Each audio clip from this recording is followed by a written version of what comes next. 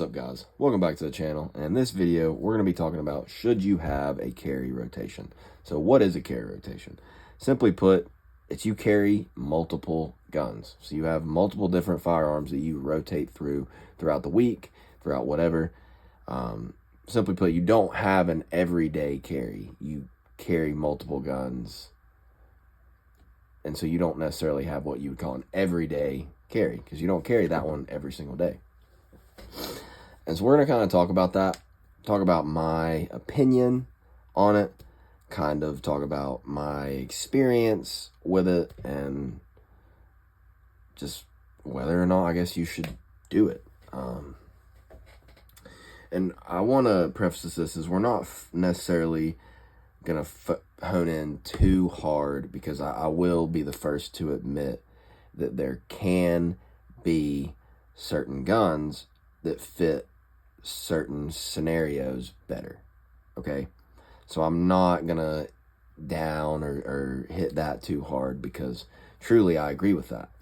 I think that depending on weather, your environment, a lot of things play a role in that. And if that's what's persuading or swaying you into carrying something else, then I think that is different than just having, oh, I've got these certain firearms, I'm going to rotate through them throughout the week. You know, just because I feel like carrying this one that day. And I'm not going to, I'm not here to judge. I'm not here to judge at all. Because I've been there. So, this right here is the gun I've carried the most. Has the most shit done to it. And by most shit, I mean an optic and a light. I don't do too much, especially to carry guns, because I really don't, as you can see, clear. And all these firearms, by the way, are clear. I don't know if we showed that real quick. We will show that. All these firearms are clear. So, there you go. Before you get your panties in a wad, no, YouTube, you cannot get shot through the camera. Anyways, this truly has been probably carried the most, I would say. And the weapon that I would choose to carry if I wasn't carrying the Hellcat Pro was the Hellcat. No light, no optic, just sometimes with the 11 round, usually I would just put the 13 round because it's still shorter than the standard, or than the Hellcat Pro. But I mean, come on, look at that. That is ridiculous. So, as far as concealability goes, if you're going to carry the 13 round mag, this is not where the Hellcat shines, okay? The 11 round mag for it is where it shines, because this wasn't going to be a comparison video, but yeah. 26 is still a little shorter, but it's also going to be fatter, so it's a give and take. But I would carry this, and this is where I'm going to kind of bring my point, I guess, across to the video, is if you switch between a Hellcat and a Hellcat Pro, let's say you carry this during the summer and you carry the Hellcat Pro during the winter, or even, if just depending on the scenario and the environment you're going in, right? Not just weather, but where you are going. I could see that, okay? But I'm not going to talk about this that much, because these are so similar in everything. Grip angle. I mean, you pick this up and shoot it, and then you pick this guy up and shoot it. It's gonna feel the same. Yes, this one might be a little more snappy, okay? But as far as muscle memory, just going off feel, you're not going to have a problem switching from a Hellcat to a Hellcat Pro. So that is not also necessarily what we are talking about in this video. Also, let's say, in my case, you were going from a 26, which, if you haven't seen the video of us picking this up, go check it out. I'll try and link it below. This will probably be my year-round carry. That's the goal for it, right? Granted, this has been my carry. So, now I gotta make some choices because this is contradicting myself. I have a bone stock, no optic, no light carry gun. Same with here. And then I have this one that is completely Gucci'd. I mean, not Gucci'd out, but just attachments out, okay? Like, I haven't really fully transitioned into being able to carry an optic on my concealed carry. I just haven't fully been able to transition to that.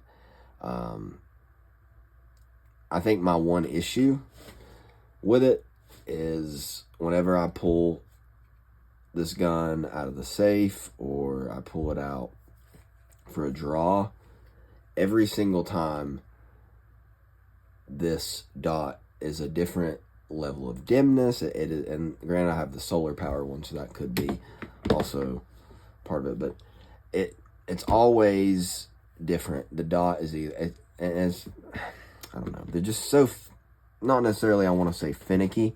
I can see the benefits, and we'll probably make a video, and this is not what this video is about, but I did want to kind of bring that up. I could just take the optic off, and that's probably what we'll end up doing. But with getting this, I think we're going to let the Hellcat have a rest, come back to it in the future, because I don't necessarily want to swap back and forth between these two. And I had a point where I wanted to have a setup that was just simple, and that's what I kind of was doing with this Hellcat, right? And the Hellcat Pro, the Hellcat and the Hellcat Pro. But I wanted a setup that was iron sights, and then I wanted a setup that, you know, had the light on it and had a nice red dot. Oh, this is a green dot, but you know what I'm fucking saying, a dot. I realized that for our first point, switching back and forth between a Hellcat and a Glock isn't the most drastic change in the world, but it's still a definite change. And so you lose the familiarity with your carry gun, with it having a different grip angle. And this isn't the most drastic choice because people compare the Hellcat to a Glock a lot of the times. I'm not going to say it has a different grip angle. It has it has a different feel entirely to me. But they're not as bad as like switching from like even a Smith & Wesson or a SIG. I feel like is a drasticer change. But my whole point is switching back and forth between these guns would hurt me and hurt my performance. It would hurt my performance with this gun, and it would hurt my performance with this gun. So they would just be eating at each other, if that makes any sense. For one, I don't have enough ammo to train with this guy, let alone to train with both of these guys. And so if you do have this carry rotation, comment down below, do you train with enough ammo to say, okay, I'm proficient with both of these? And you could, like I said, you can argue that these are even so similar. And that's my whole point, is if you're going to have a carry rotation, make sure they are similar, okay? I wanted to carry this winter, this fall, winter, definitely when it gets colder. And I wanted to carry this in the summer, in the warmer weather months. As you can see, just from slide alone, and then we'll try and show you from the back end. She thick. She thick as hell. She bootylicious, okay? The 30 is bootylicious. But they are the same gun. Like, picking this up and then picking up this 30, it feels the same. And I know a lot of y'all, goddamn, these springs are heavy on these 30s, man, let me tell you. Anyways, going from a 30 and a 26, they're the same gun. You could argue the recoil is different. I get that. Sure. That is the key in anything. Practice. So if you're going to carry multiple guns, I don't even know if you would carry or call carrying 2 guns, because like I said, we're going to bench the Hellcat Pro just for a little bit. Just for a little bit until we are 100% on carrying an optic. And also, I'm not someone who's out late at night. I'm not. So carrying with a light is not the most optimal thing for me. But I might put the 7A on the 30. And this will be like my more, like I said, this will be my more travel gun. That's what my whole point of this was. Is 10 rounds of 9mm in a mag restriction state, or 10 rounds of 45. I'll take the 10 rounds of 45 any day. So I'm going to make this more of my travel, I guess you could call it, setup. Woods setup, but also, you know, winter carry. So if I carry this year round, throw this in there, I don't think it's going to be that big of a difference. Truly. Just due to the fact that they are such similar feeling and similar in every way, grip angle, everything. Like, they're both subcompact Glocks. This one's almost a compact, bridging that realm of compact, but truly, I understand. Let's talk about dressing for the occasion, in a sense, and like having certain guns for certain occasions, okay? If you carry 5 different guns a week, I don't understand, okay? If you have, let's say you do construction, okay, and you have a work firearm, and then maybe you have a just everyday firearm that might be a little bigger, but for work you have to pocket carry or something like that.